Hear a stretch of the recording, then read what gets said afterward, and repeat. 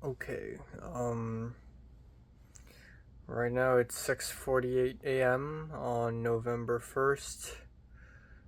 6:48. I turned on my bathroom mirror light here because if not, it would be pitch black. I slept from 2:45 a.m. to 6:45. Yeah. Uh, 4 hours of sleep. Honestly, I don't feel that bad right now. But I'm sure the sleep deprivation will hit me suddenly. But yeah, I'm surprised that, you know, I was able to fall asleep so fast. I know I'm busy, not busy. I know I'm tired, but still, sometimes I couldn't fall asleep. Last night I told Colin that sometimes I just cannot fall asleep, and then Colin was like, "Do you have insomnia?" And I was like, "Maybe, sometimes." And then Colin's like, "Yeah, I used to have insomnia too." But yeah, last night was fun. I think that's the whole point of Halloween last night, anyways, is to have fun. And last night was pretty intriguing, I must say. Quite intriguing. Um, yeah. I wonder what Audrey did for Halloween. Yeah. Yeah, that's pretty much it. That is pretty much it. Today I'm going to set, and I need to arrive at Troy East at 7:30, which is fucking crazy because it's so early. And the buses are not available for some reason, so I gotta just like walk, I guess. Um, so yeah, that's it. That's all. And then hopefully tonight I can go to bed as early as I can, because I'm tired. And I need to wake up like kind of early tomorrow as well. So if I can go to bed at 2 a.m. tonight, that'd be really nice. Yeah.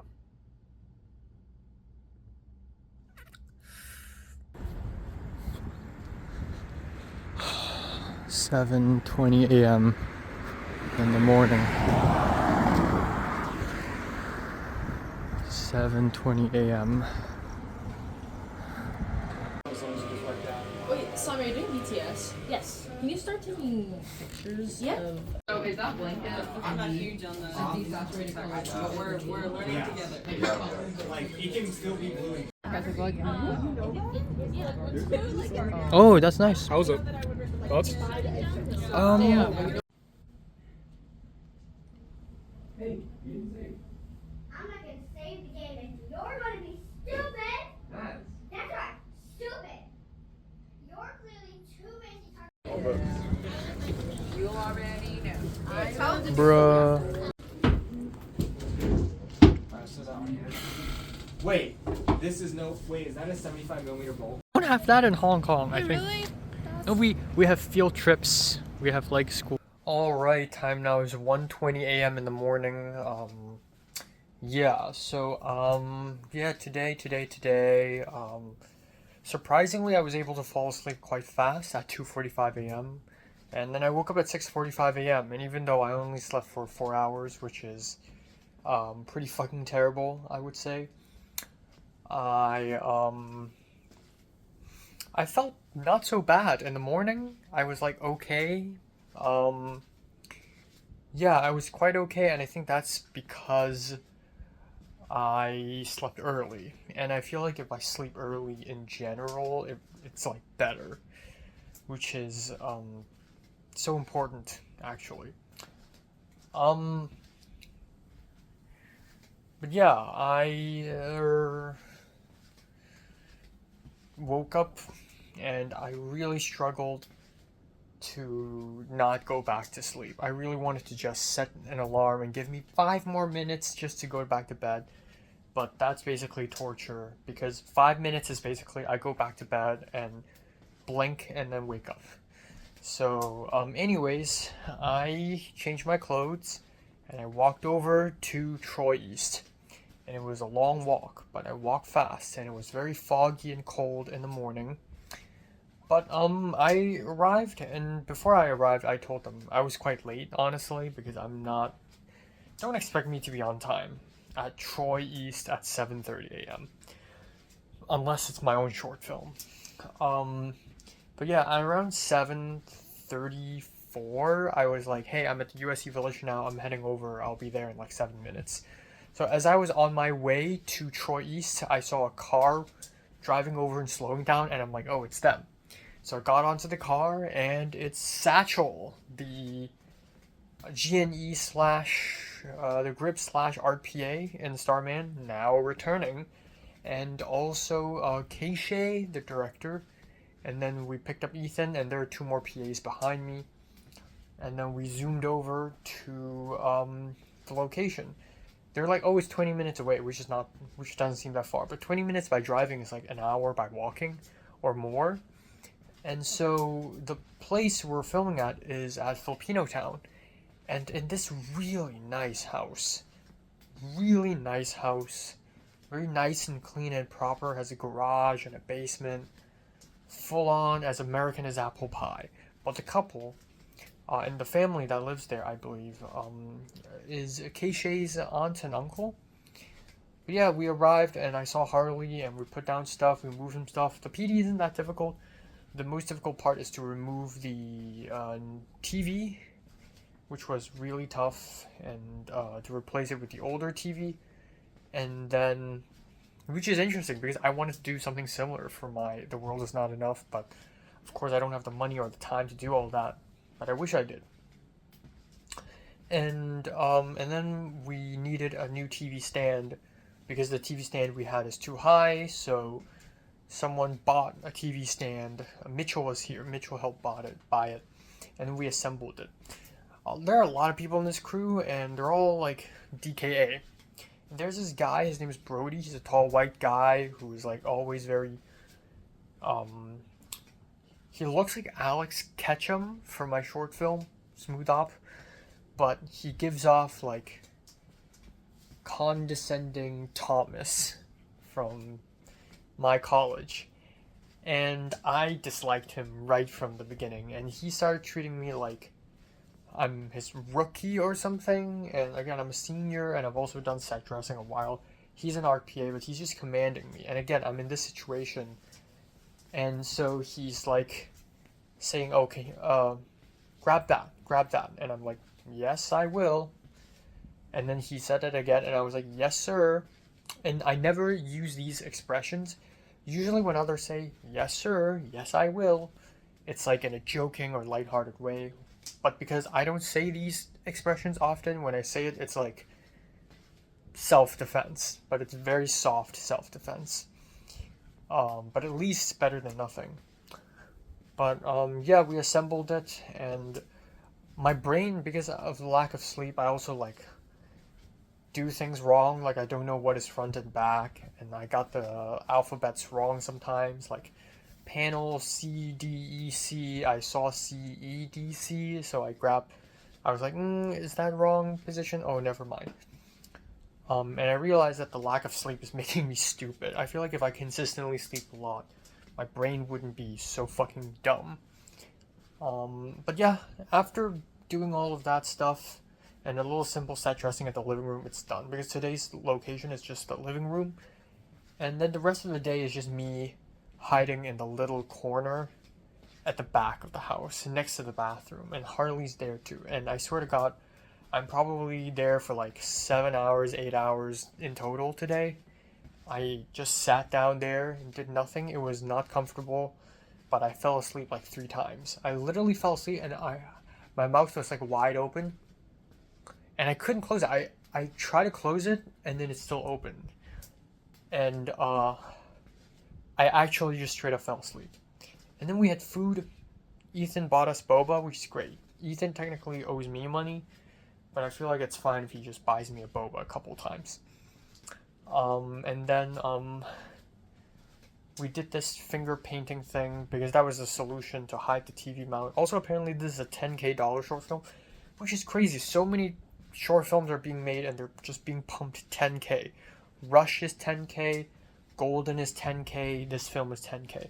But this film, with the scale that it has right now, doesn't feel like 10K. It feels like 5K, and Golden doesn't feel like 10K. Rush is 10K put to good use. Like, that felt like $1 million with an Alexa LF and everything. But to be fair, they had like, Jiren had like all sorts of discounts, and she had the Hans Zimmer's son, etc. Yeah. But yeah, shocking. Yeah, it's nice catching up with Harley. And I also see today as a bit of a test to see if I can like have meaningful conversations. So I tried to talk to Harley a lot today. And it was fine, I guess. I think at the end of the day, as much as you try to like dig deep into a person, that's really all they have, or that's really all they can reveal to you. But like near the end of the day, I was literally going through my photo gallery on my phone and showing Harley a bunch of photos of like Beijing and Kyoto and Hong Kong and Cannes, and just like, and we started talking about how LA sucks and LA's boring. But yeah. And also, interestingly, one of the actresses is the same actress from Anna Iwasawa's short film. She, again, I say this in the most objective way possible, but she is beautiful. She is like, the proportions of her face and everything is like down to like 0.001% error. She's freaking gorgeous. It's crazy how perfectly proportioned her face is. And she came with her boyfriend, and I could immediately tell. But yeah, it's good to see her, and I started talking to her, and we got contacts of each other, so hey, I may ask her to act in my short film one day. But yeah, apparently her and her boyfriend are also from UCLA acting, and they're seniors. Which basically means they're younger than me. I'm a senior, but I'm an old senior. I'm a super senior. But yeah. Nothing really crazy happened for the rest of the day. We had pizza for lunch. Kate Xiao showed up for a little bit. And then another girl, Tara Sue. We talked a little bit, and she is the girl who was like, oh, I saw your movie at Cam's Fest. When I lined up for the Sammy Kwan talk. So we talked a little more, and then blah blah blah blah blah blah blah blah blah. Satchel was there, and that was funny. Satchel keeps mispronouncing people's names, and we always laugh at him. He's clearly the youngest person here. At some point, someone asked me if I'm like a freshman, and I'm like, I'm a senior, and they're like, oh, really? That's surprising. You give off youthful energy. And again, it's like people keep thinking I'm really young. I think it's just because I'm polite, and I don't seem nonchalant enough. Which again, it's like different from what my therapist said. My therapist like, people don't think you're young. You just think you're young. But no, people do think I'm young though.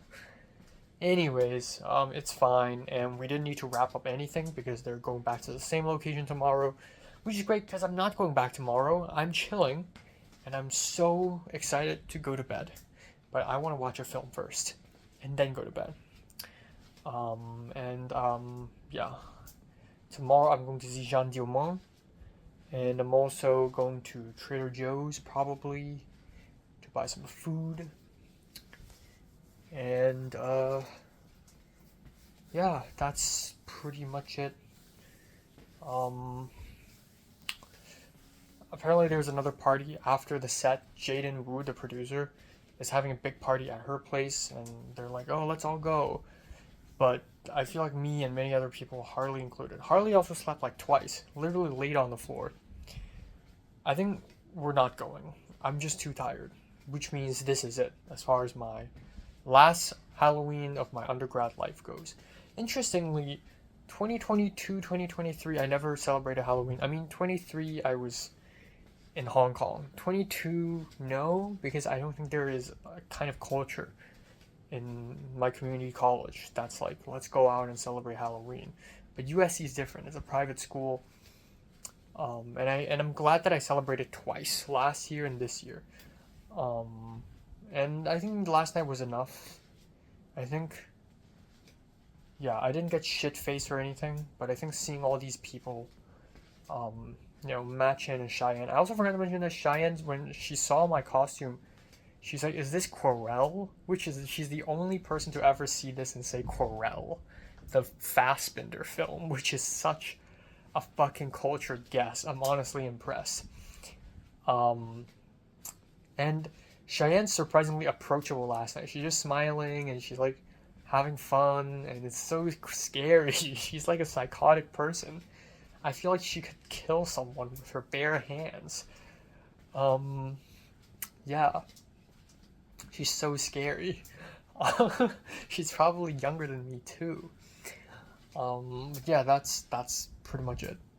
Yesterday was really interesting. Again, it's cool that I know all these people. Like Tristan was there, and Tristan dislikes Matt, and then with Colin and Garrett, they were there, and then thank God Jayan wasn't there. I'm so happy. In fact, Jayan didn't post anything about Halloween this year. Maybe she's posting it somewhere else. I don't know, but it's like Jayan just doesn't even need it. She's so popular that she's having a party in her head, and it's like good enough for her or something. Yeah, it's so sad. A while ago, when I talked about how Jayan might be in my top 10 closest, part of me was like, at some point it's not gonna be. And we have reached that point. People come and go, So, yeah. But yeah, I posted a photo of myself, a selfie. I took a bunch of very girly selfies last night because I thought might as well. It's very cringy, but I gotta commit to the bit.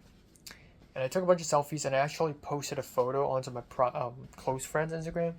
And the next morning I deleted it. I'm like, nah. And then I saw other people posting selfies, and I'm like, you know what? Maybe I should. Might as well. But I'm gonna add something over my eye so it's like more subtle. And then I did that, and then a few hours later I deleted it again because it's like, okay, no, I don't want people to see this. But I'm really proud of my makeup yesterday. I'm really proud of it. It's not fancy, but it made me feel like a different person, and I think I haven't felt that way in forever. So, yeah. But yeah, that's pretty much it. That's pretty much it. Yeah. Okay, I've been in the US for 4 years, except the second year I was here, I spent November back at home in Hong Kong. And I think this will be the first time I'll ever capture fall back on camera. So give me 1 hour back, please. Give me 1 hour back. It's 1:59 right now. 1:59. Give me an hour back. Ha! There we go. All right, perfect, beautiful. It's still 1 a.m. right now. I just time traveled. There we go. Okay, time now is 10:34 a.m., aka 11:34 a.m. in the morning of November 2nd. Yeah, I slept from 3:20.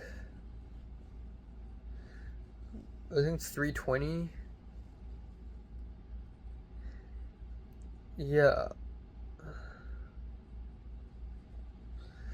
About 3:20 a.m., aka 4:20 a.m.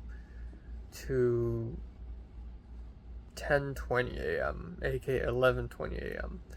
So yeah, 7 hours of sleep, not bad. I planned to go to bed at 2, but didn't really work out, I guess.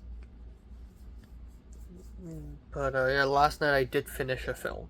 Didn't fall asleep to it, which is great. Very scary too, very good. I just wish I could have a full night's sleep, man. I really, really wish. But yeah, tonight I'm definitely going to bed earlier. Definitely for sure. And yeah. Today I'm going to see Jean Diamant, and then I'm going to see um then I'm just gonna go buy some food. Yeah. Uh I don't really have anything else to add about life, etc. I just really want to take a rest. Also, last night Todd, the guy whom I worked with for a little bit on uh on the friggin' uh on the Russian short film, he asked me if I could RPA tomorrow, like today. And I'm like, nah, I can't. So that's that. Yeah, that's it. That's pretty much it. I don't really have anything else to say. It's crazy that it's November already. Um,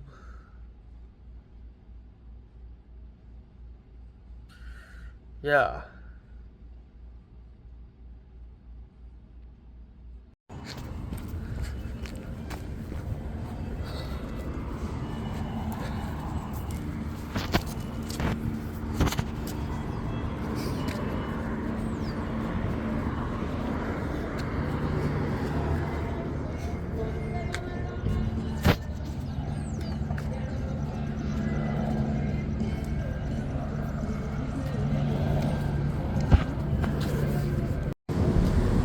Fucking hell, I just lost my wallet. Fuck me. Fuck, I don't know what to do. I think it's not to cheer myself up. I mean, I still have my passport. I just don't have any of my credit cards and USC ID card. Lost some film too, some euros, some yen, $70 in cash, I believe. And I'm late. Because I always thought that was stripping, and then I look at it and it's like a line. It is like a thought line.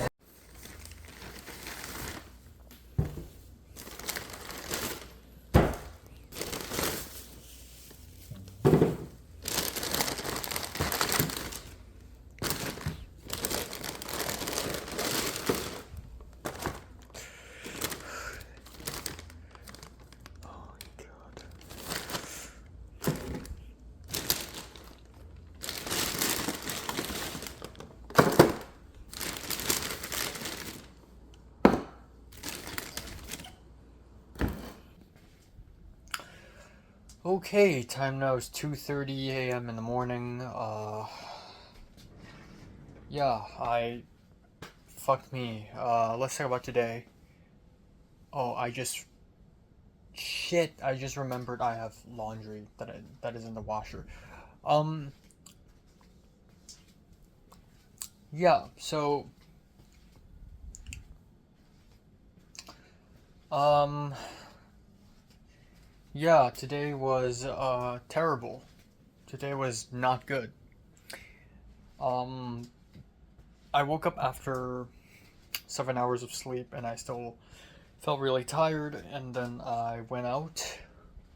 Um, I once again totally underestimated how much time I would need to wake up, have breakfast, and have lunch. I ate some cereal, I made a bagel with smoked salmon in it, and just as I was about to start eating the bagel, I have 5 minutes until I have to leave my apartment. So what I did was I wrapped my bagel in tissue and I walked as I ate the bagel. I walked over to Vermont Jefferson bus station, which I always go to if I ever want to reach Hollywood, because that's the only bus station that could take me to the Metro B line, the red line that goes north. I went to that bus stop, and so originally on the app it says 204, and I didn't realize that if I had to take bus 204, there's a quicker way to do it. I thought I'm doing 700 and something bus. So I missed 204, and now I'm waiting for 700 and something. 754, I don't know. And then I waited and waited and waited and waited and waited. And then for some fucking reason, bus 754 did not show up. It just disappeared, vanished into thin air. And it's not the first time an entire fucking bus vanishes into thin air.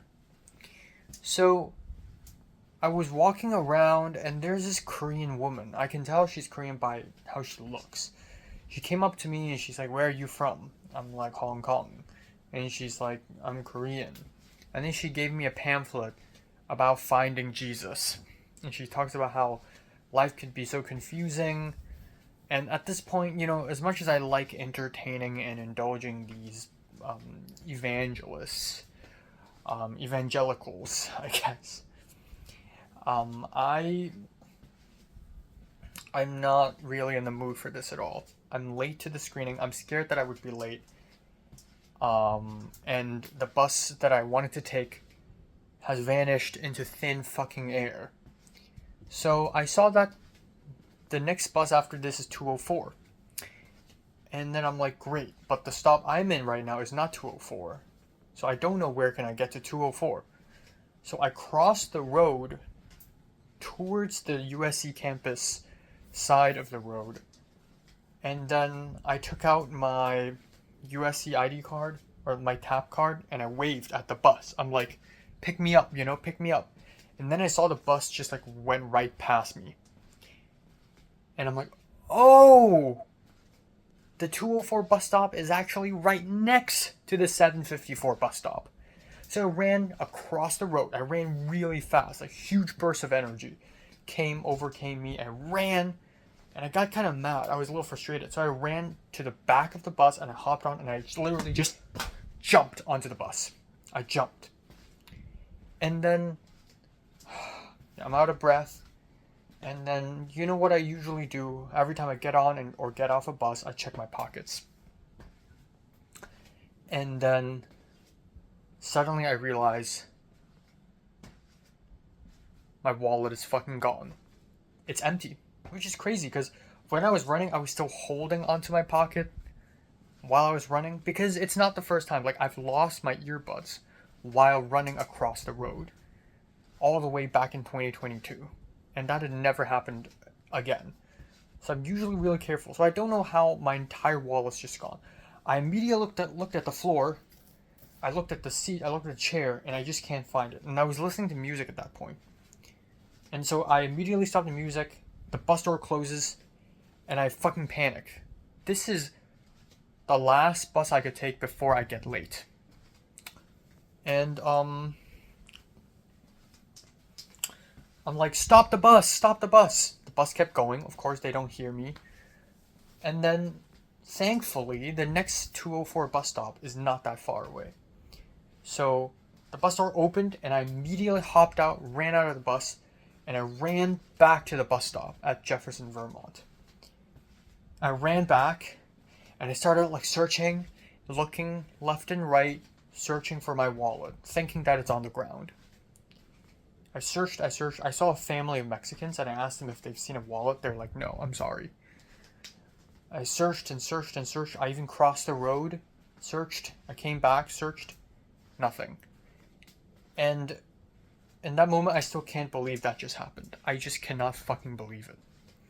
So I immediately called the Metro bus. I called them twice, did not work.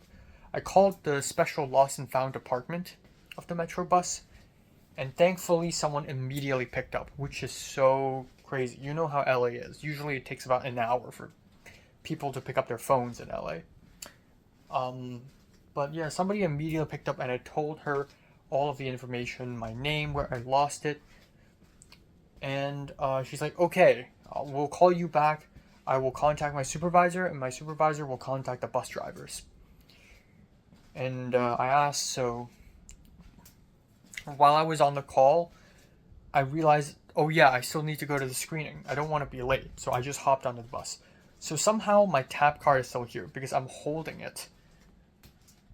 But my wallet is gone. My tap card is here, but my wallet is fucking gone. So I used that tap card and I took the bus. And taking a bus without my wallet in my pocket feels like I'm naked. It just feels like a really important part of me is just gone. I don't know where it is. This morning, it's still here. I'm still using it. Then it's fucking gone. That's it. Gone.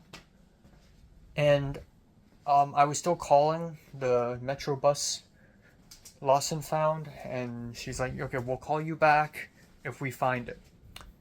And I'm like, okay, fine. So the call ended, and there's nothing I can do. And I just keep thinking, where did it go wrong? Did I drop the wallet when I was running? But I still remember touching my pocket when I was running, and I could feel a wallet on me. It is the moment when I jumped onto the bus, and I'm being so stupid. I was so dramatic, I was angry, I was frustrated, so I made a big jump, I made a big show out of it, and maybe that jump made me drop the wallet. Then in that case, it would be on the floor of the bus. So I don't know what to do. I arrived at Wilshire Vermont Station, Koreatown Station, kinda, and I was gonna call a Lyft, and it's $20-something, which I'm willing to sacrifice for the film. And then I ended up. Turns out the Lyft car is 12 minutes away, so I thought if I take the free metro, it's faster. So I just took the metro to Hollywood Highland and then walked to Egyptian Theater, and I went into the theater 20 minutes late to the screening, and it was fine because Michelle saved a seat for me. I got on, I was sweaty, I was really tired, and I don't even know if I can fucking focus on the movie because I just lost my fucking wallet. I'm not even entirely sure what I lost. My credit cards, American Express, HSBC, Citibank, my USC ID, my Hong Kong ID, that fucking stings, man. But those cards are replaceable. What actually really stings is the sentimental stuff with sentimental value, right? A piece of film, photography film that I kept since the film photo class from 2023. Also, my social security card, which is not sentimental, it's just important. And then the yen and the euros I have in my wallet, the Band-Aid, which again, not that important. I guess to force myself to look on the bright side of things, it seems like I didn't lose. It wasn't the end of the world. Like, because the genius thing I did was that my Chase debit card, I did not put into the wallet. So it's not like I've completely lost all my money, as in like all my cards is gone. I can still pay with my debit card for the time being. And then second of all, my tap card is still somehow here, so I can still get around. But everything else, the USC ID, I need to reapply for it. That's $25. The Hong Kong ID card, I can only get it when I go back to Hong Kong. And then HSBC, AE, I immediately texted my mom and ask her to disable all of that. And she eventually woke up and did all that. But yeah, I'm just mad. Yeah, the photography film kind of stings. That one really stung. And also the Ecological. Also the community college cards. And God knows what kind of card did I just lose. God knows what cards did I just lose. It's the second time I've ever lost my wallet. First time was in 2020 on a mountain. That one hurts because all my movie tickets were there. Thank God my movie tickets are now stored separately. But yeah, this fucking stings and it basically ruined today. So we watched the film Jean Diamant. It's 3 hours and 20 something minutes. So I was 20 minutes late, but I was basically 5 minutes late to the film.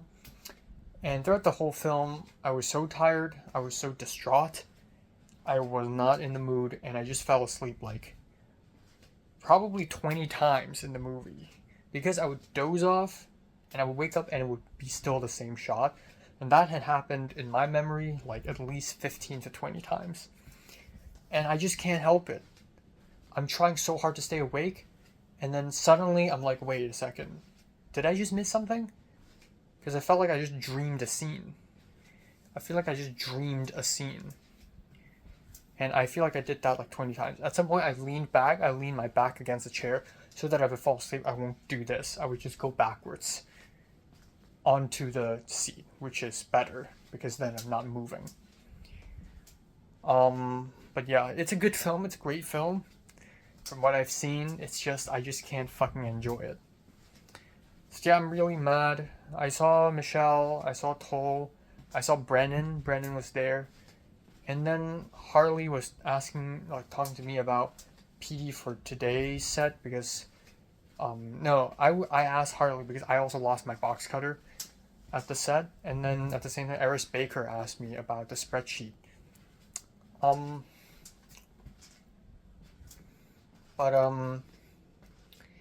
Yeah. So, I don't know, just really, really fucked. I told Brennan about this, and Brennan's like, wow, that's fucked. Yeah. So, Toll immediately asked Michelle if she could drive him home, and then that's what we did. But it was kind of awkward because I don't want Michelle to be like a chauffeur or something. So, I was like, you know what? After we bring Toll back, we can hang out for a bit. And I thought by hanging out, it means like we can just like have a talk, you know. But no, she's really hungry, and I also kind of want to go to Ralph's because I'm running out of food. And great, I don't have money. I don't have my debit card on me as well. So I asked Michelle to pay for my Ralph's, and I'll pay her back. But yeah, we went to Ralph's together, which is cool. I've never been to Ralph's with Michelle. Yeah.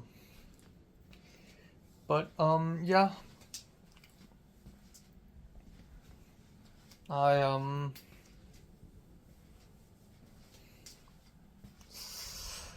went to Ralph's, and then we went back to that spot where I lost my wallet, and it was nighttime already. And my last straws of hope, I went back to Jefferson, Vermont with a flashlight on my phone, and I scanned the ground. Carpet scanned, and I still couldn't find it. Still fucking gone. Just immaterialized. For a split moment, I was convinced that maybe I would be able to find a wallet, because I immediately called the Metro, the bus company, and I looked at Reddit, and I tried to see if other people had similar experiences. And on Reddit, people were like, yeah, I got my wallet back, I got my water bottle back.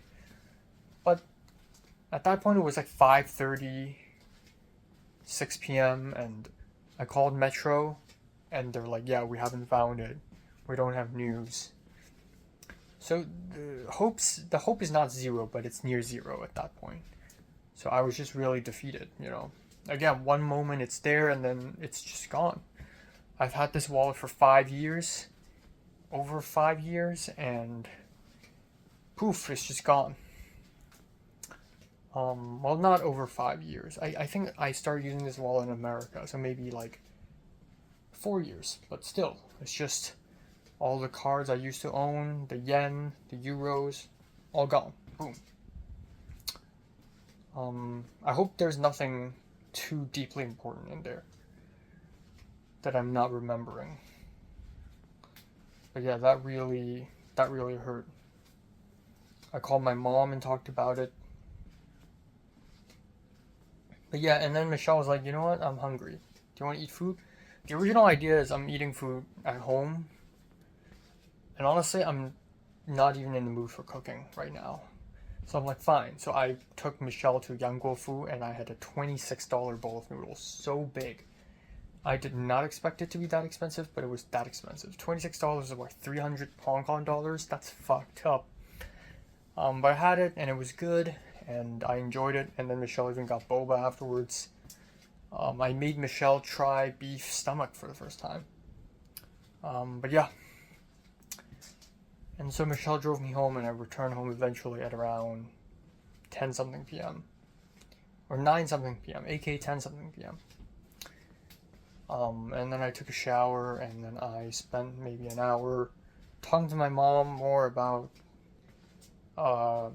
retrieving a Citibank card, which My mom wanted me to do it on the app, but turns out all she had to do was to call a Citibank person. Anyways, so that's that. I didn't really do anything else today. I'm so fucking stumped about my wallet being gone. Just when you think I'm settling down, I lose my fucking wallet, you know? And yeah, that's pretty much it. I'm pretty, yeah, just unbelievable.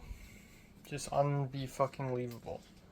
So I don't know what to do now. I don't really know what to do. I don't really know what to say. I can't go to the gym. I guess my first obstacle would be that I can't go to the gym on Tuesday because I need an ID card for that, which is fine, not a huge problem. Go to Trader Joe's, that seems like an obstacle, but I can just pay with my debit card, I believe. And then, yeah, thank God I don't need a USC ID to enter the school anymore.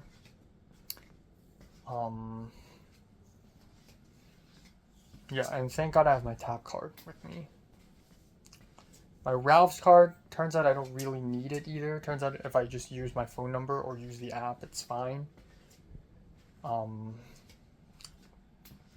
But yeah, I believe like some certain cards, like the card I use for skiing, back in Seattle, that was gone. But I don't really care about that, honestly. Thank God my CAN card is here. It's not in my wallet. Yeah, I don't know, man. I don't fucking know. So, yeah. Either way, I'm seeing Yaking Cheer tomorrow. So that's fun, I guess. Unbelievable. Okay, it's 11:25 a.m. in the morning. Yeah. I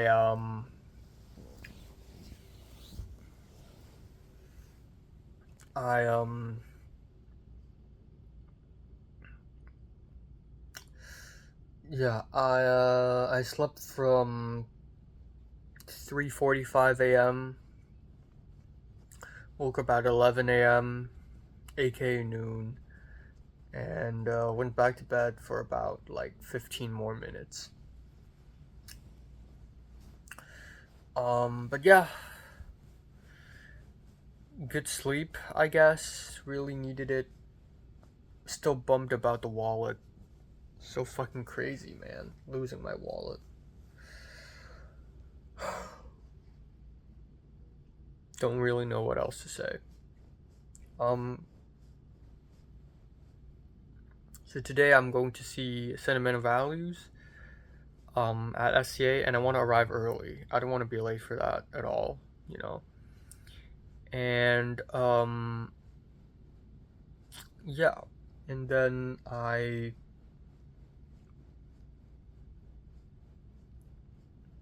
have a bunch of stuff. Phone calls. I need to call the social security place to make sure my social security number isn't like used. I requested for a USC ID card last night. Use a new profile pic too. Maybe it's time for me to get a better looking ID card. And then I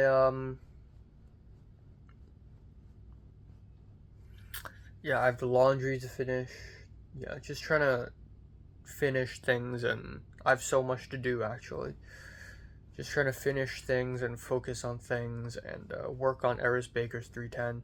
Madison, she's free again now, so that's nice. Yeah. It's 2 weekends later, so it's a little scary. Yeah, and then that's pretty much it. That's pretty much it. And then I have therapy later tonight. And then if I have time, I'll go to Trader Joe's. I'll see if my debit card works, man. I'll see if it works. For fuck's sakes. And I also bought the ticket to see Chainsaw Man tomorrow, so that's also happening. And I couldn't use my debit card to pay. I have to use Venmo, but even Venmo is not working that well. I have to use the scan QR code function of my phone. Yeah, that's pretty much it. I don't have anything else.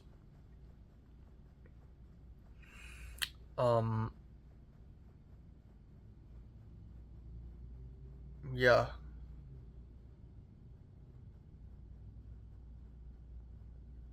Yeah.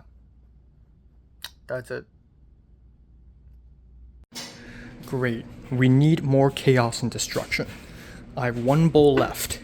I was opening this and I was trying to grab this box and the bowl was caught underneath. And now...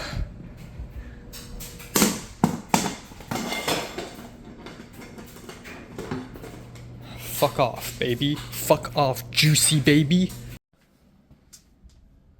Okay, I just called DPS.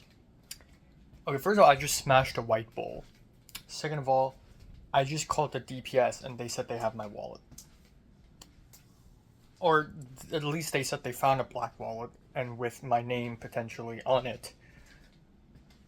So...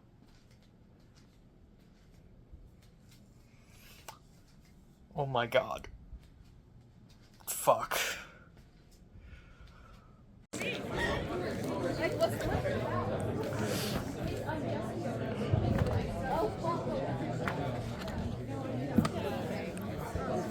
In LA this Friday. It's a really great film.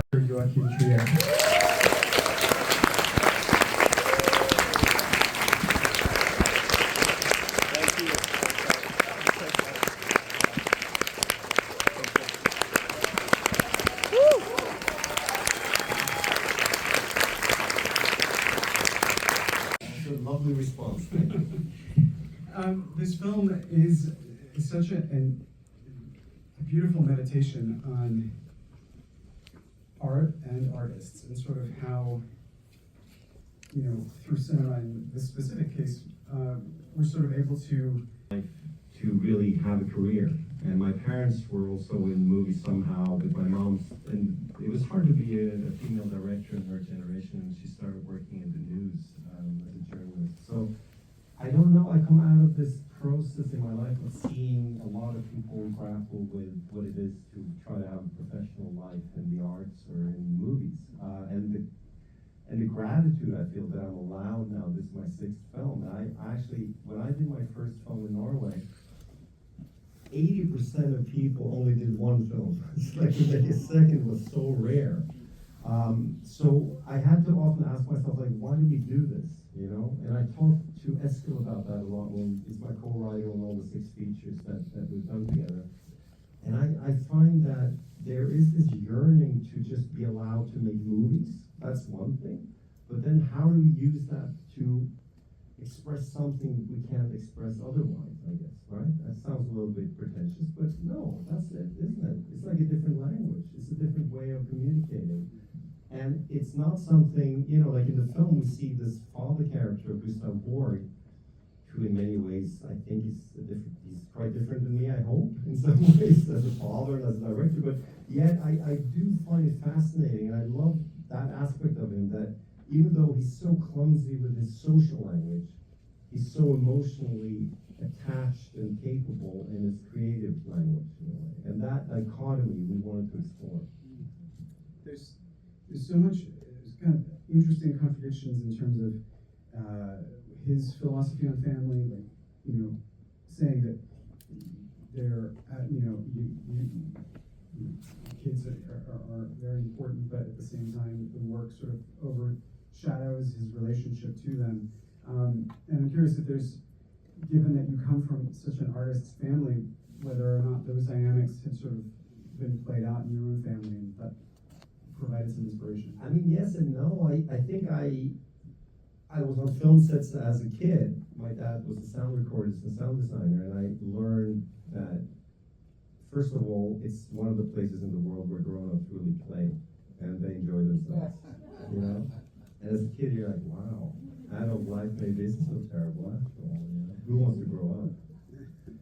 But you also learn there's structure, and my dad was away a lot, and I remember feeling that was complicated at times, and also this yearning to be allowed to come to that place where he was, you know. So I understand some of that, and the paradox with these sisters in the film, I think, is they represent different aspects of that. Agnes, the younger sister, as we learned, felt a sense of immediacy and presence from the father that almost burned her. It was almost too strong when it left her again. Whereas Nora is the older sister, and not the Ransford's character, I perceive as someone who's exactly like the father, but she doesn't understand it. They are very similar. I perceive this story almost as a sad love story between the father and the daughter that don't know how to connect, but they actually are very similar.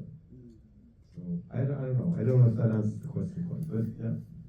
I'm curious about the sort of the dynamic between theater and film.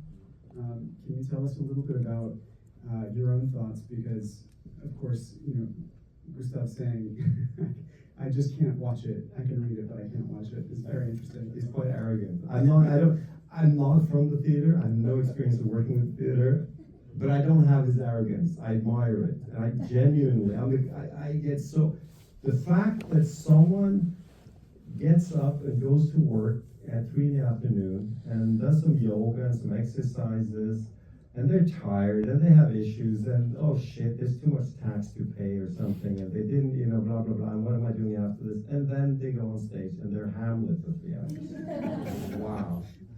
At the end of that, even if it's not the best Hamlet we've seen, I'm weeping. I'm moved by that, you know, the endeavor of wanting to be a stage actor. Isn't it fantastic? Jesus, I couldn't do that. I don't come from that, but I admire it, as opposed to Gustav.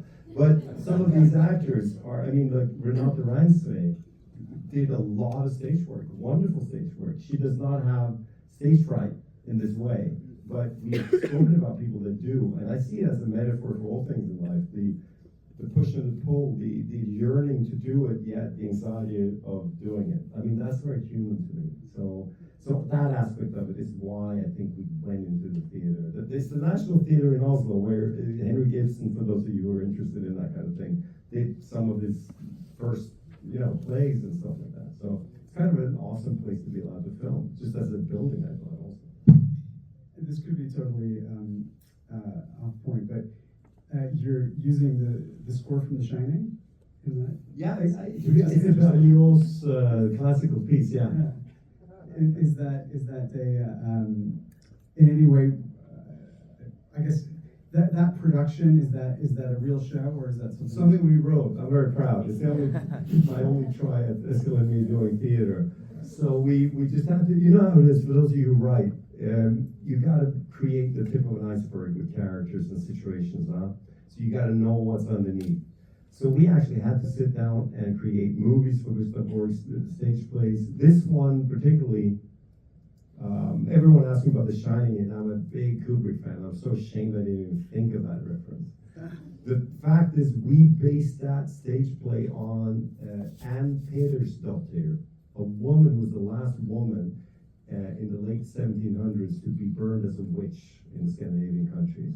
So we thought, let's make a couple of scenes from a story about witch burning, set in a modern kind of German tradition of modern theater, and then of course Berlioz, the Witch's Sabbath is that piece of music. That's what it is, yeah. And it also, I think, has when it gets turned on and turned off, it's a little bit comedic. You know, like that kind of pumping music sound of it. So anyway, it's because of that. It's not nothing about Kubrick. I would watch it. Tell us a little bit about working with Renate again. Here, obviously, for very personal reasons, there is a role written for her character. Sure. Yeah. Do you ever write for specific actors? I do. Yeah. Oslo, August 31st was written for Anders and Lee. Worst Person was written for Renate. This was written for her. Stellan as well. When we started writing, it was like, all right, this guy is going to be a real asshole. We need a really sweet guy, like a warm person, to make him human. And Stellan is the opposite. He's really wonderful and warm and smart and generous. So But he also likes playing mean guys, as I'm sure you've seen, right? At the time when I was thinking about it, I was watching Dune, floating around as Harkonnen, and I was like, yeah, you do good for something. Let's get the lead from Breaking the Waves. I mean, it's Exactly, very he's a much- wonderful actor, Yeah. really, and I think in my neck of the woods, he's one of the greatest of all time, and I think in America as well, people have discovered what range he's got and what, I think he's done between 100 and 150 movies, worked with some of the greatest directors in the world, so to try really to offer him a real dramatic role again, like he used to when he was younger, not that that's more important than genre movies, but it was just interesting to see him play this character at this age, I thought, and he gave it his all, and I'm very grateful for that. Is there also, I mean, there's a bit of a commentary on the sort of end of career, right? And not just with him, but also the cinematographer. And, Yeah, thank you. and then the film is called Sentimental Value, which is something that we associate with sort of later in life. You sort of think back on these things, Sure. regrets you might have, relationships you want to salvage. Can you talk a little bit about that theme in the film? Sure, yeah, it's a story of reconciliation, and I don't know, a friend of mine said, this is your midlife crisis movie, man. Like, I'm in the middle, my parents are still alive, I have kids, you know, I'm seeing how quick time flies, and this, if you want to say something to your parents, you better say it, you know, and on the other hand, I didn't want to make a film where there was just that big conversation at the end, where you tell your parents something and it's all resolved, because I don't feel that that's what life is like, unfortunately. But I wanted to make something about trying to achieve some sense of a bigger acceptance between these people. And I think that's what the film is about. So, yeah. When you write characters with actors in mind, is there a certain collaboration before the script is finished, or are there certain things that... There is. What we do is an important question. Thanks for asking that. Because I'm saying it because I'm sure like the future geniuses of cinema are here, and I just want to encourage that you let the actors take part, and don't abide to the dichotomy of writing in control or free improvisation. No. What about you write something and you push it pretty far, and then you bring the actors in, you have some rehearsal time. That's what I do. You're letting them contribute, and you listen, and you observe, and you don't need to rush anything. They'll find their way, and you encourage them, and you get them to share something so that you can understand what their connection to the material is. And I film it all. And I meet them not every day. We don't do roundtable reads where they have to like perform for each other in a fake way. We talk, and then we try the scenes on the floor, 2 and 2. And then maybe slowly build 3. And, you know, like, don't get them all together immediately. Slowly build relationships. Maybe Inga and Renata, who plays the sister, needs a different vibe. We listen to some music, we talk, they share about they both have sisters, and they can talk about that. And then the day when Renata and Stellan meets, or those days, are quite different. Because they're good actors. So they get into this like half-aggressive comedic banter with each other, and you encourage that. Okay, they're gonna be like that. So you also observe that. Then we film it, we rewrite the script. That's the point. And we let like, oh, thank God they're good. We half the dialogue in that scene we don't need. Or you know what? They did a little like, improvisational exercise. Let's write some of that out. Because on the day I can fit another page in. Because that was exciting. Maybe we'll get something better. So it doesn't mean that we change everything, and it's not free improvisation, but I encourage the fact that they can help me tailor the dialogue so it fits them more. Because some of you, I'm sure, writes eloquent dialogue and the words matter a lot. To me, in Ecological, it's not. Dynamics matter. Dynamics meaning the dynamics of the development of statements in a structure, but the actual wording, with some exceptions like the monologue that's read by Elle and then by Renata, of course the words matter there, but many places I don't feel that the words matter as much as the dynamic or the emotional presence of what they're going through. Was there a particular scene that you think that this process really elevated the original intention? Yeah, I've told this story a couple of times, at least in Norway. Something marvelous happened. So, towards the end of the film, Agnes, the younger sister, comes with a screenplay to Renata, who's in a terrible state of depression, and she reads it. They sit on the bed afterwards, and they have this conversation, how come you turned out so good and I'm so bad? Well, I had you. and they're sitting looking at each other, and Renata's lying on the bed, and I always sit next to the camera, right? And I have a handheld monitor so I can feel the transference of what's really happening, because that's what the camera sees. In the back in the monitor, I can't see that. And I feel that Inga sitting on the floor is so emotional, and the text is kind of ended, the scene is over, and I say to her, get into the bed and hug her. Just like, I usually don't talk to the actors during the shoot, but once in a while during a shot. And she gets in bed, Casper took some DP's handheld, and he moves back, gets her through shot. Inga hugs her sister, and we're off script. And she just says, I love you. And Renata says, me too, I love you too, as her character would. That little distance, but then now I need to say this, because it matters. That is all improvised. It's all there as a continuation of the structure of the scene, but I wouldn't dare write. And then she gets in bed and says, I love you. I wouldn't know how. In a writing room, I don't have that confidence. I feel it would be cheesy, but I actually love it when they did it in the film, So I think that being there and then, as a director, there and thenness is all that matters. And so many, haven't you felt this if you're directors? You're there on set and you're like, either I deal with this now or I'm going to be ashamed of the edit. The structure that we thought and all you got to be the idiot, and say, everyone, so here I go again, being the stupid person as always. And like, just be a clown, fuck it doesn't matter. You're only trying to save your movie, right? So that's more important. And then you change something, and you're attentive, and you talk to your first AD, who's so important, and you're like, okay, we'll lose those 2 shots, but I get this now, and then we redo this, and you negotiate live. And you fight, and you get it, and you're allowed to go half an hour over, and you got it, and you're in the edit, and you're like, yes, I'm so glad I fought it. Oh, you enjoy it. Without that fight, this scene would have ended up on the floor or something, And on the best days, you get that kind of, I love you, which is not about the battle. It's more like opening up the possibility that they will surprise you. They will go off the tracks and find something that you didn't expect. And I call that jazz takes. After Anders Danielsen Lee, who I worked with a lot, and he also plays a role in this one. He's a musician, and he says jazz take, Joachim, is what you do. He called it that. Is that you want us to kind of stay in the scene, because we want to play the same tune, but you let us have a phrasing that's free, so that we can drop something, say something extra, surprise ourselves, surprise the other, so you get good response acting, all that stuff. So that's kind of what I find the most interesting at the moment, is to explore that. You had a really fantastic performance out of Elfang, too. I think it's just fantastic in everything.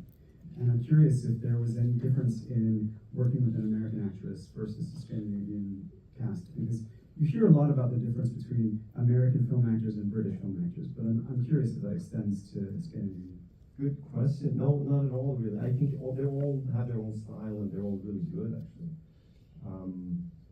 She's very experienced. She's so good. I mean, I've kind of felt that we've seen her grow up in all these beautiful films. So she has that experience of a much senior actor through her age. But that gives her an advantage. She's smart at analyzing. Early, we could have really poignant conversation about detailing the script and things. But on the day, she's the same as everyone else. They're all trying to find versions of things. But what I find really exciting about her is that she's doing several modes of acting. It's very meta. She does the monologue that Renata reads at the end, but she does it as a good actor. Right? Isn't that interesting? It's not a bad performance, but it's a style of acting that's kind of crafty. And then when she says to Gustav, I can't do your film, I'm the wrong person. And he says, it's okay. Then she weeps in such a different mode of acting. That's real vulnerability and a more subtle presence type of acting, right? And both are interesting, but they're different. And I think that Elle gets that and really strives for those nuanced changes I found interesting. Well, we have to get you to AFI, so I want to open it to the students because I know there's going to be a ton of questions. So we're going to pass mics. So maybe why don't you start right here? Ease and Sherry, do you I can get a mic. Okay. Hello, congratulations on the awesome movie. Thank you. And thank you for being here. I was wondering, we've heard about like some directors like Tony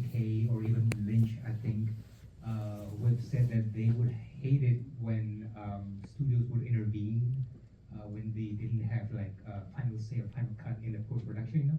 Could you share with us your experience working with the studios? Did you have any, like, that sort of negative, you know, like, experience? Thank you for that question. It's an important issue and it's complicated. I've never worked with a studio like that before.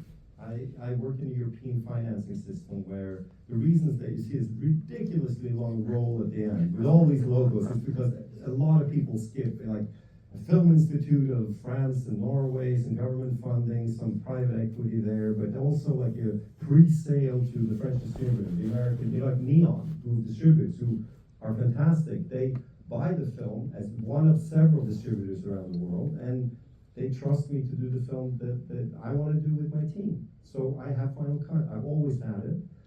Of course, that restricts the budget to a certain extent. I'm sure you could get to do different types of movies without Final Cut, but it's been okay for me. So the reason I will just say this is that often people think that Final Cut is about power struggle, control. And my main argument with Final Cut would be this, that as a creative head, as a director, I have the cinematographer or production designer stay away from their families all year to really sacrifice a lot to come to the film that we create our voice to express together. The actors bring everything from difficult technical achievements to their bodies and physique to traumas of childhood, God knows what, to that trust with me and that material. And it's my responsibility to convey that to an audience. And if some third party comes into that and says out of structural reasoning of finance or popularity, we're gonna mess around with that trust, that would be tricky for me.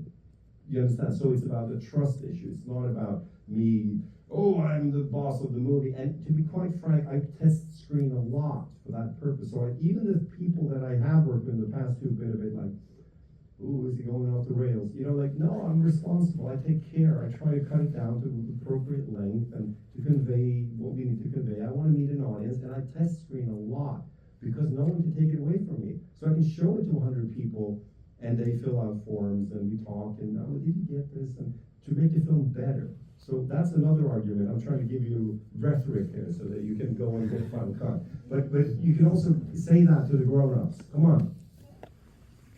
If you trust me, I will take it really far into exploring what it actually is without having to get into a political game of not showing it to people and stuff. Anyway, I'll get off my soapbox. But thanks for listening.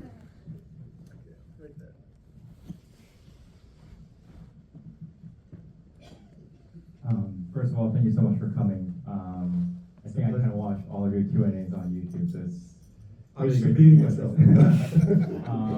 It's just coming from a writer's perspective. I feel like when we're dealing with such kind of complicated emotions, such as familial conflicts, as a writer, you kind of get into the loophole of, especially when writing the ending, is this doing justice to the depth of conflict that I'm writing about? Is this good enough? And I feel like it's really hard to get satisfied with such deep subject matter, because you kind of want to write about a lot of things, and a lot of voices kind of get into your head. So especially with the ending of this movie, I'm really curious what made you satisfied, or what kind of led you to this ending and kind of got to that final period on the page.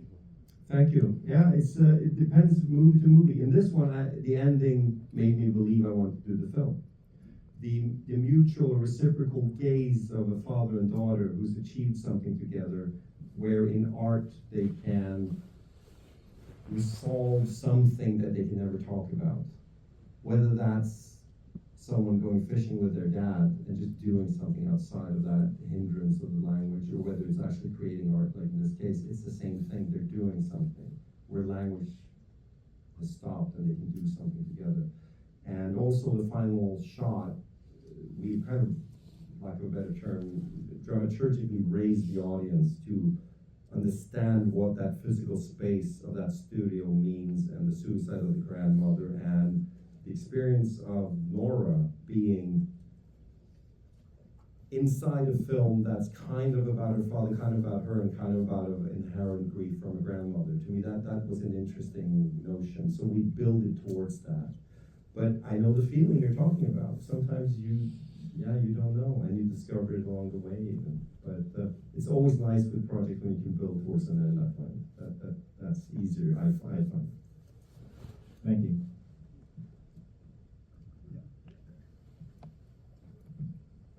Thank you again for coming. One thing that I love, among many things, about your films are the music choices and the moments that you kind of attach to specific moments that are set to, from Christopher Cross to, you know, it was Bobby Seafrain. It's beautiful to see. And just wanted to understand how your process was adding music, if it's a script thing or you're watching something and you think a song would fit well. Yeah, thank you for that. I think it's many things. We write with music. I'm a music geek. I love music. I listen to it. I collect records. I DJ. I've thrown out of a punk band because I couldn't play drums. I mean, I really want. I love music, and I'm not a musician. So, but growing up watching Martin Scorsese, Johnny Boy coming into the bar in Mean Streets with Jumping Jack Flash, like the cinema that really knows how to create musicality in the shots and play it up against music. I always admired. You know, if you look at Goodfellas, it's just one long music piece, and Paul Thomas Anderson's movies is built around that. And there's an interesting correlation between directors who are good at putting music into their films and how personal the mise-en-scène seems of movement.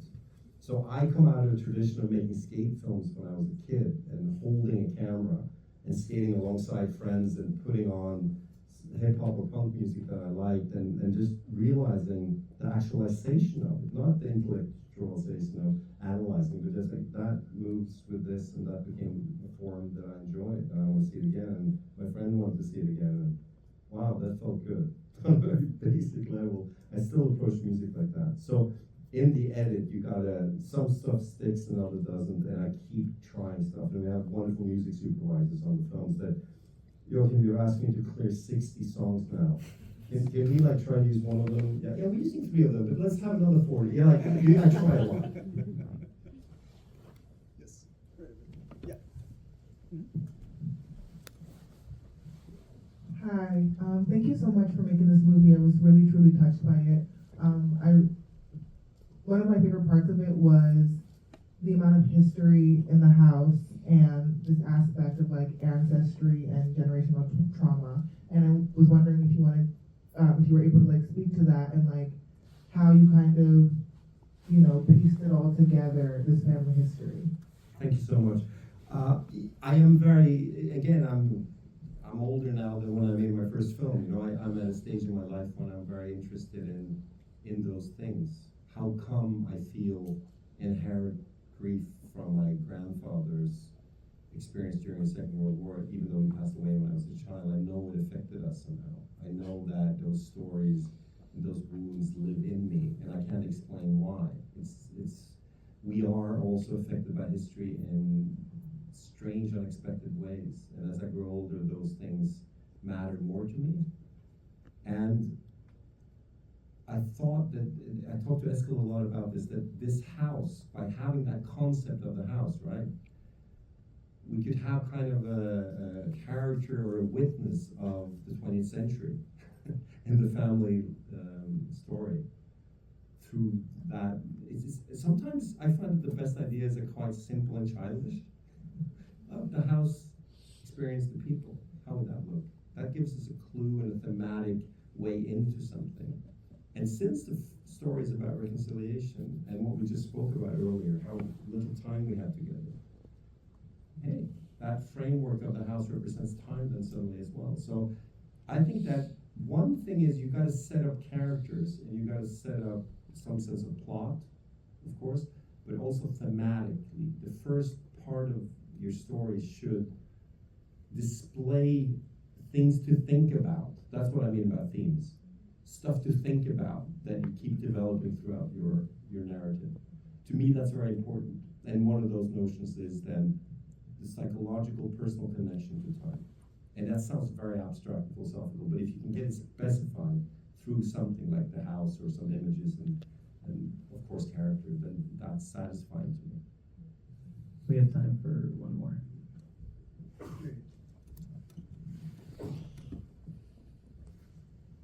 First off, thank you for coming, and thank you for the beautiful phone you just showed. I see so many things that are sort of afraid of going into the earnest or genuine moments because they're afraid of being cheesy. Such as the scene that you mentioned. What made you kind of let go of that idea of being cheesy and embrace what sort of was happening? Thank you. I think experience and time in making movies. And I was at that point now when I wanted to see if I could have more colors and unfilteredness. And there's something interesting.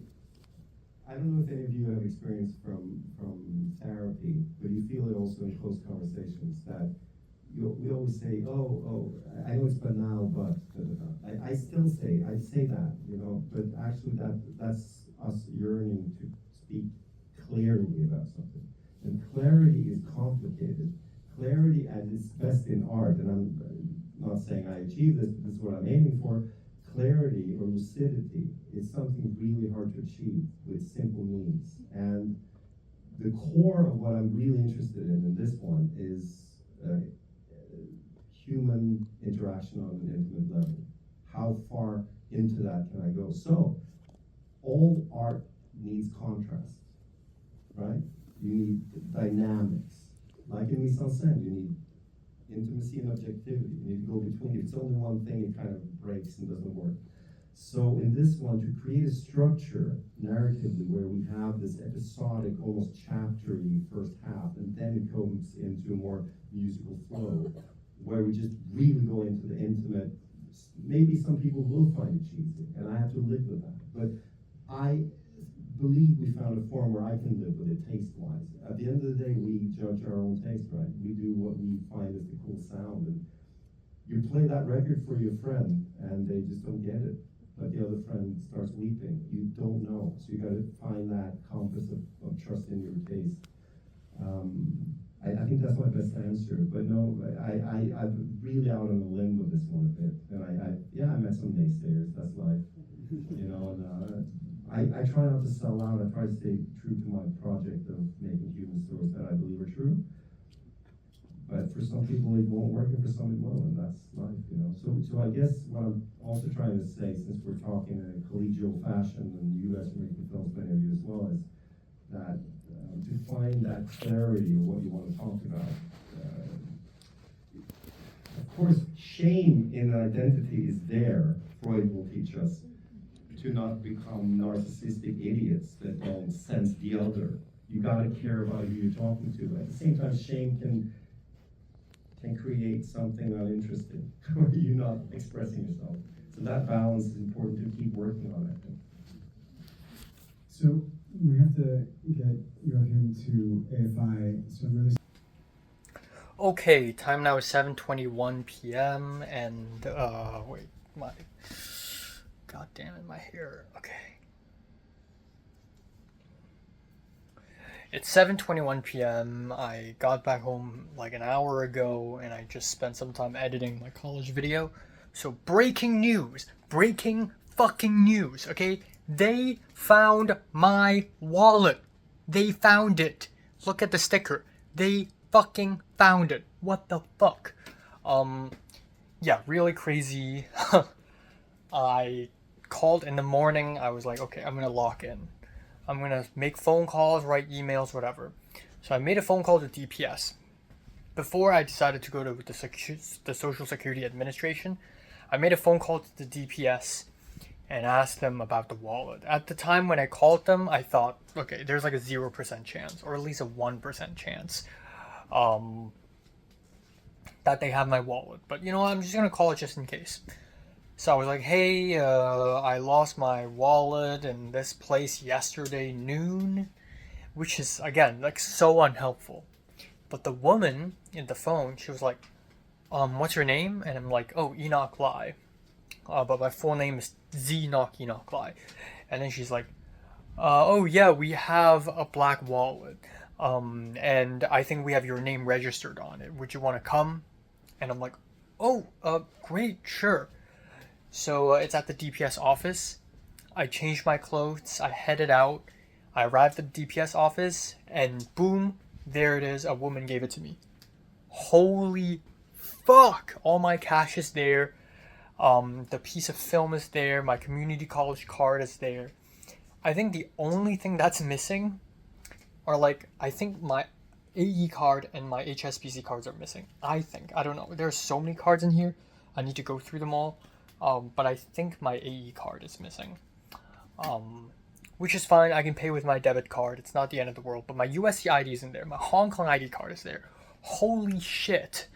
So thank you to whoever got my wallet back. I don't know if my cards were stolen along the way, but I got everything back, basically.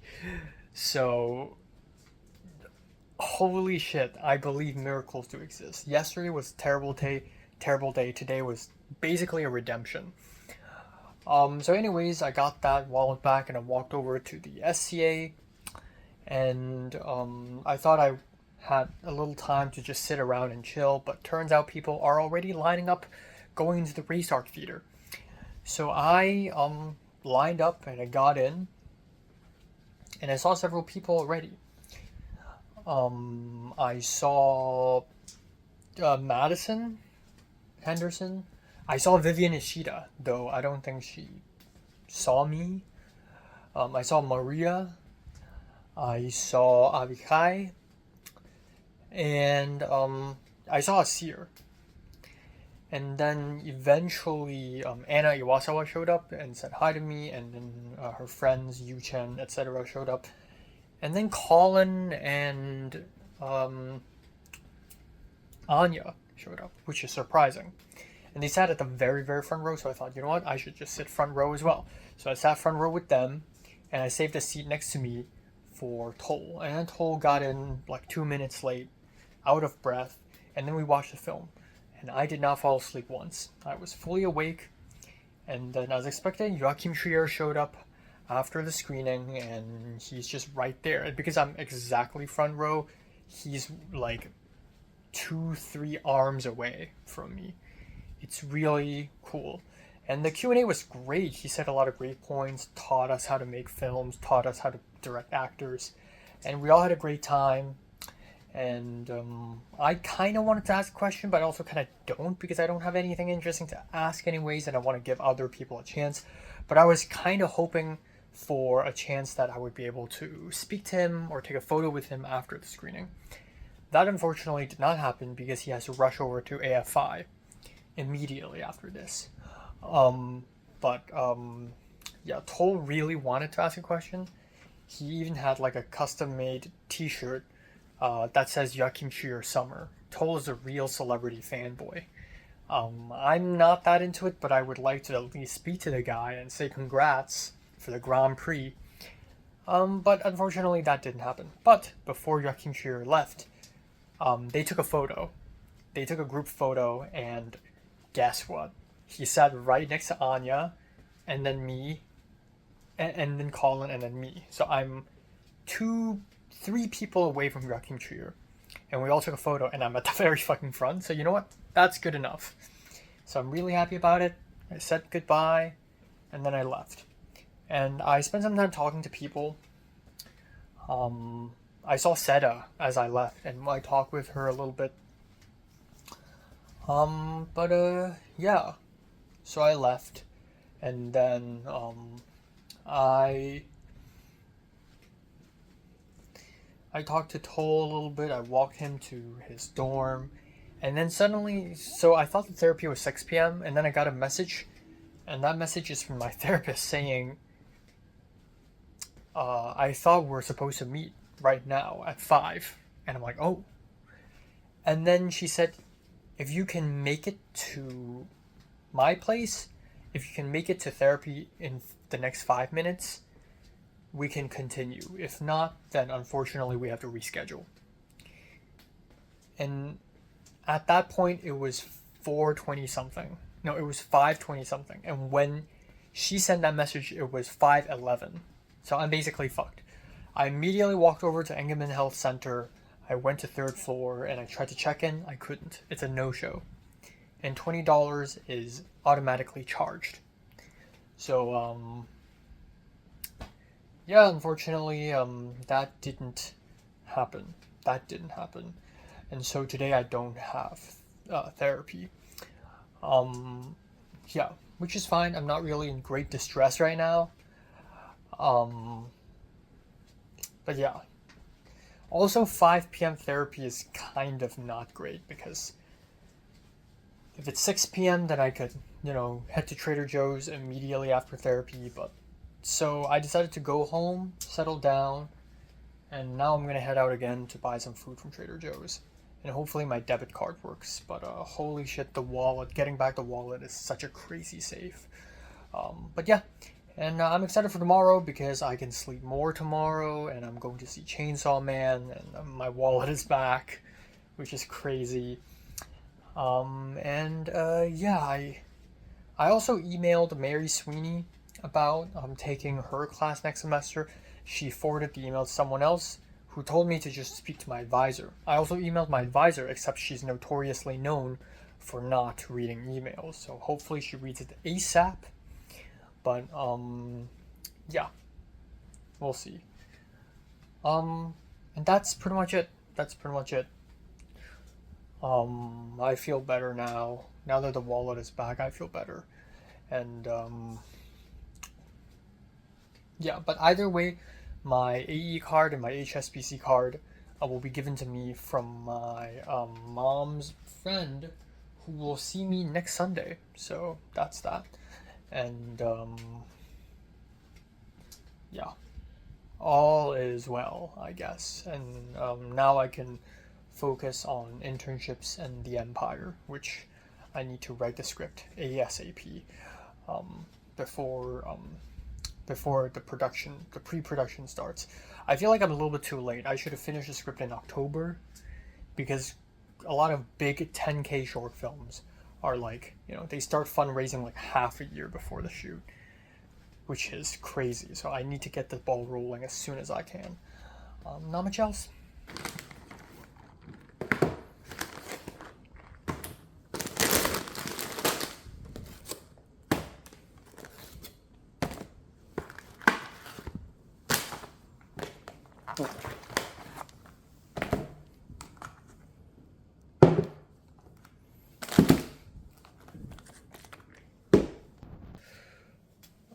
Okay, time now is 2:47 a.m. Jesus Christ, I'm gonna head to bed right now.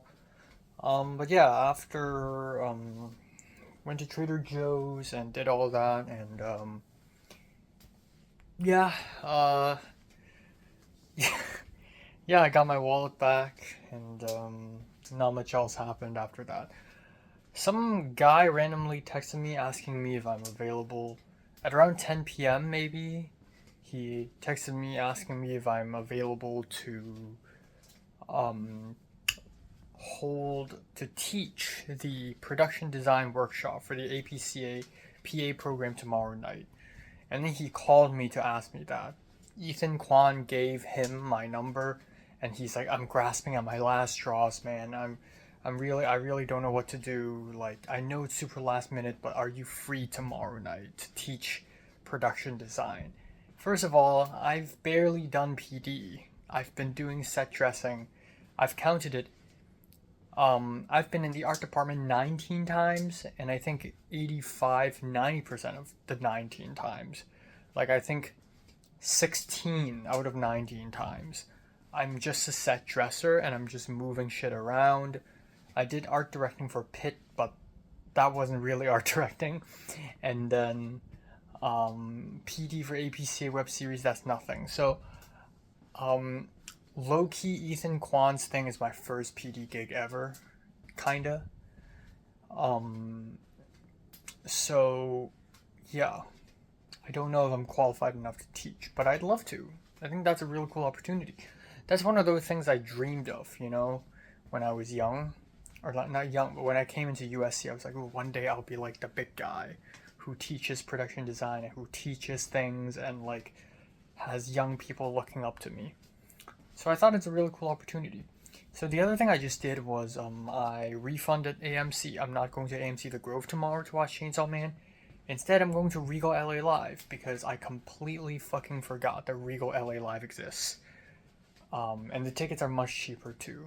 And sure, AMC The Grove has a bigger screen, yada yada.